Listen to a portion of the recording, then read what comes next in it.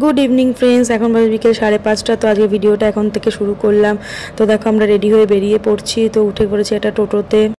তো আমরা 3 মূর্তির মধ্যে আর এক মূর্তিকেও টোটোতে তুলে নিলাম। তো দেখো যেতে যেতে ফেমাস বাচ্চার বিরিয়ানির নতুন আউটলেট তোমাদেরকে দেখিয়ে দিলাম। তো আমরা চলে এসেছি বিশাল শপিং মলে। তো কিছু কেনাকাটার ছিল আমাদের। তো 3 জন মিলে এখন ঢুকে পড়লাম ভিতরে।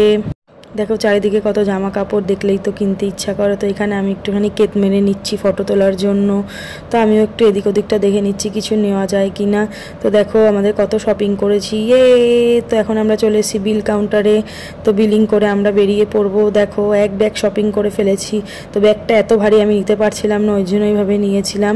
তো এখন 3 জন হাঁটি হাঁটি পা করে চলে যাচ্ছি টোটো ধরতে। তো দেখো টোটোতে উঠেও পড়েছি আমরা। উঠে এখন চলে যাচ্ছি স্টেশনের দিকে। দুলের কালেকশনগুলো খুব সুন্দর ছিল, তাই তোমাদেরকে একটু দেখিয়ে দিলাম। তো চলে এসেছি একটা ব্লাউজের দোকানে, আমার বোনের দরকার ছিল। তো তারপর চলে আসলাম একটা কসমেটিক্সের দোকানে।